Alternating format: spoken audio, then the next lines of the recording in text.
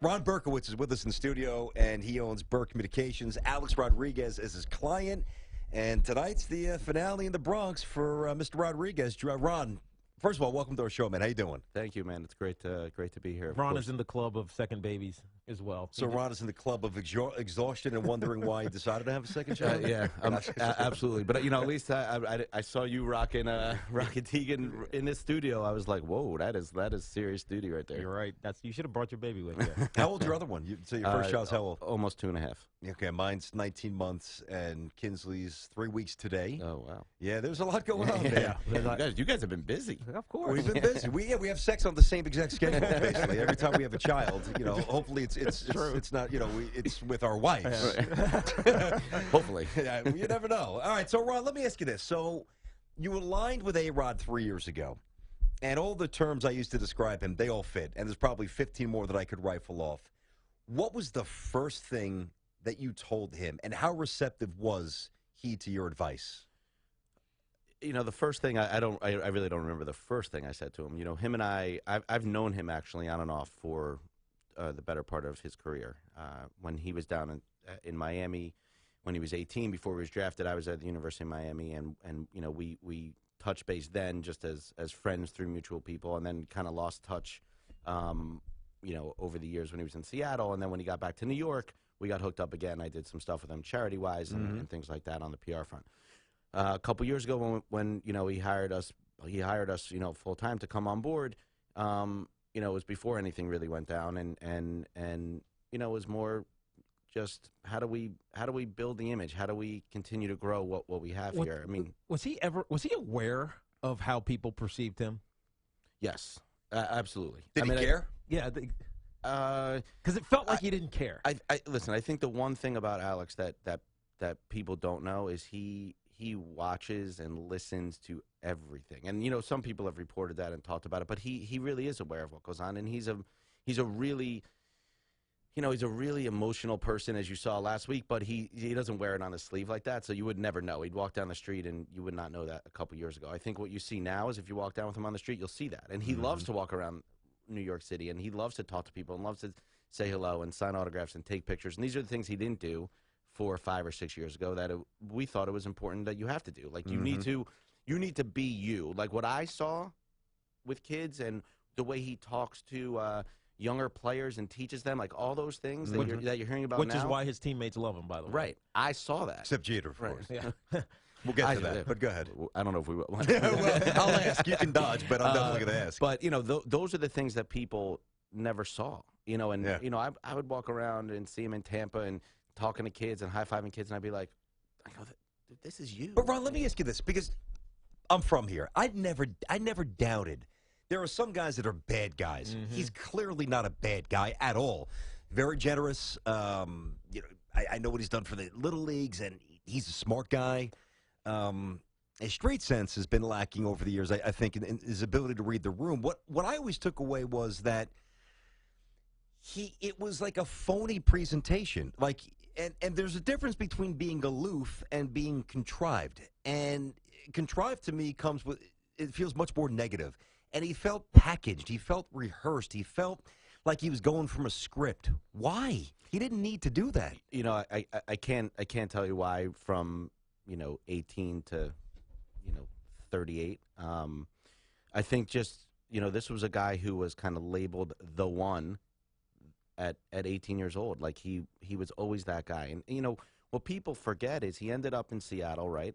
He wasn't 21. There was a veteran team of Buhner and Martinez and Griffey. Yep. And here he was, back in the day, sitting in the hotel room by himself and, not out with those guys because he was the 19-year-old or the 20-year-old. And he never had that life. He didn't have the luxury of going to college and bonding with people like that. It just wasn't there. So I think, the way you're packaged as a high school all-star or the great one, the next one, the number one pick, you see that time and time again. I mean, it happens all across different sports. Oh, Bryce Harper's had some battles with that. Yeah, I mean, listen, look to your at point. Yeah, and look at a guy like Johnny Manziel, right? A perfect example.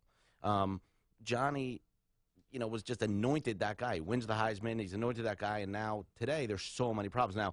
Now his issue is a little bit different because he lives it on Twitter and Instagram, and that would be like the number one thing. Do not. Andy has an alcohol problem. Right. No, there's a lot of issues there, and abuse and all domestic abuse or whatever it is. But he puts that out there in that sense, right? So it's a little bit different. But he was anointed that guy. Like, so when you get in that spotlight, as you know, Tiki, as you know, certainly. It's you gotta really stumble. Balance. You gotta stumble. So I think he was packaged like that in the beginning. I think what I saw in the last 3 years is a guy that started to open up a little bit, take his guard down a little bit. I know you guys had Mark Feinstein from the Daily News in here the other day, and a guy like him. Let's say they didn't have a great relationship 3 or 4 years ago, and their relationship now is much better. But some people will say that the reason that this has happened is because A-Rod is smart enough to know that he needs these people to help salvage his legacy or his image, so that, and I don't even know if I believe this, maybe partly I do, to be fair, because I think he's shrewd enough to try to manipulate people, but to do it now is almost a Hail Mary desperate toss to get people in your corner. What would you say to that? Listen, I think that there are 50% of the people love Alex and 50% of the people hate Alex, and I think it's always going to be like that, and I think it's always been like that. So I don't think he is calculating that. I think he we decided there's an image of him, and how do we get that out there? And that way to get that out there was just be yourself. That was the first thing, and I really believe that. And I obviously I work for the guy, and it's my job to sell that to you guys and to everybody that's listening. But the truth is, when you sit down with him and you talk with him, that's what I really believe, and that's why I think the Fox World Series broadcast was so important, right? Because I agree. Because inside the locker, in the clubhouse, and with the media, they know how he is. They could talk X's and O's, but outside, in Iowa and Idaho and wherever, they don't know the guy like that, and that's where I thought it was very important for those people to see him, and look what happened. Yeah. Now people would love him to be back. It was a good look for him. I think it definitely helped him, no doubt. Ron Berkowitz with us here in studio. Alex Rodriguez is publicist. Final game tonight in the Bronx, and he's in studio here on Tiki and Tierney. Speaking of this final game in the Bronx, were you guys blindsided by this Yankees move? Yeah, I think it was unexpected. Yeah, I mean, I think when Alex gave me a call I believe it was last Wednesday, he said, there's some stuff brewing, and then Friday it was like, this is what we're doing. I don't think it was what we expected, and I think he's, he got what he wanted, and it was to play tonight in front of the fans and bring everyone back. What was his initial reaction? Because it couldn't have been, okay, I accept this. He had to be pissed. I mean, I wasn't there for the initial reaction, but I mean, it's not. Yeah, I don't think he was thrilled with it. I mean, it wouldn't be the way he scripted it to go down, but with him, it's very rarely scripted that way. So, we adapt and we move on, and I think it would have been great if he got some more swings in this week, but tonight hopefully will be a nice celebration for him. It was important to get his mom and his kids up here to see the last game, and it happened so quick. It's not I can't speak on retirement. You've been there, so he didn't really have time to think about it. Right? Yeah. It's just there. I think it's gonna hit home tomorrow and Sunday and Monday. Really, really hard for him, because this is what he's done every day since he was 14 years old. Well, I've always said this, Ron. Whether you love A-Rod or hate him, nobody. And I said this to you, I guess 2 days ago, where I think most fans think that everybody who's in the pros loves their job. And some people are just there because they're good enough to coast. Alex is a player who loves the game, knows the history. He's enamored with the game of baseball. And I believe this, that we're at a point now, whether it's, and not just Alex, but, all-encompassing athletes, whether it's strippers or extramarital affairs or light drugs like marijuana, people don't care anymore. But I think what really hurt him to start was his relationship with Derek Jeter. I really do. And I know he was asked a question about that because it forced the fans to almost take a side. So it caused a little division unnecessarily, and I don't think Derek did him any favors. I've always said that about Derek, and I've actually defended Alex in that regard. Not that it matters for tonight or moving forward, but I am curious. Do they talk, or are they even remotely close? What's their? I mean, are they friends? They talk. I mean, I don't know. They don't hang out per se, but they. He didn't go to his wedding, right? Didn't go to Derek's wedding. No, but it was also, during season. That's true too. But he wasn't playing, so he probably could have gone. But like last year we were at the ESPYs. Derek was there, and they sat together for quite a while and spoke and hung out, at the after party. And it was, it's one of those things. And everyone in the room, it didn't matter who was there, and there were a lot of people there, and everyone in the room was like, okay, what's going on right there? Right. I mean, it's always been that thing, but what people forget about Alex and Derek, which is really, I always say it's like the forgotten story with him. And, again, going back to what you said about everyone, you love him or hate him, or he's selfish, or he's this or he's that. The guy came to New York and he moved to third base. He was the best shortstop in the game by far, right? Mm-hmm. I was better than Derek. I agree. I agree. And he moved over, switched positions for the better of the team and for Derek. And it's one of those like selfless acts that you think like, wow, it kind of just goes untold a little bit, and then the guy became a Gold Glove third baseman. It's pretty amazing. So, I think when it comes to those two, they're always going to be intertwined with everything that they do. But sometimes I think it's blown up a little more too in the media. Yeah, real quick one here, Ron. Do you think the Yankees did him favors by the way that they handled this? Because it puts him in a sympathetic light. Yeah, listen, I think since he's come back, really, he's been looked at in a sympathetic way, and I think I think it's a combination of things that have happened.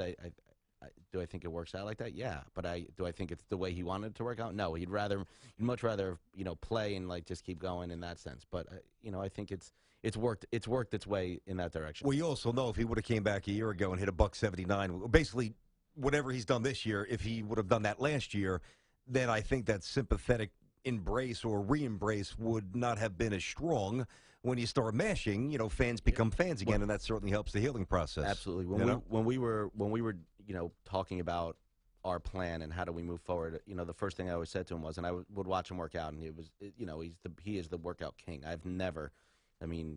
Tiki does some pretty good workouts, and this guy is just so intense. But when he was working out and down in Miami, and I watched the workouts in January and February before he went to camp, he had that look in his eye like he was going to be able to mash. And I said to him, I go, it all starts here. Like if you go out and you bat a $170, it's going to be really hard for whatever Nothing we you do, could whatever I can do and help build. It's going to be tough. No one's going to listen to you because nobody cares at that point. And he came out and did and hit 33 home runs, and it didn't matter what the batting average was. This is the game of home runs, right? And then people loved it, and that certainly did help put it on the right track. Do you think he's done? Or you think he wants to play? Or do you think he will play? Yeah, two different questions. Does he want to play? Honestly, I'm sure he does want to play. I think the right move is doing what he's doing. Go home, take some time, think about it. I'm sure somebody will call him. There's we've heard rumblings of different things, but I think he's got so much to offer. He could be back doing games. He's got a tremendous business career. He's given 35 scholarships down in Miami to FIU and the University of Miami since 2004 when he was 29 years old, which people don't know. We don't really put that out there. That's the type of things he likes to do. And I think he's going to thrive in this role in teaching those kids. You saw the Sterling Castro quote the other day where Castro said, if he doesn't tell me to swing at that first pitch curveball, I take the pitch instead of knocking in the double and 2 RBIs. Yeah. That is what it is his calling. I mean, he really can do Could that. he be a manager? I think he definitely can be. I do too. Yep, I think he can. I'm with you. Wish we had a little more time. Ron Berkowitz, good stuff. Publicist for A-Rod. You'll be busy tonight, and you'll be busy in a week when the Marlins and the Rays and the Red Sox maybe and the Tigers and everybody else starts calling because we both know they're going to call, and I think we both know he's coming back to hit 700. Good meeting you, man. You too. Good work there, I Ron. appreciate it. Thank you, guys.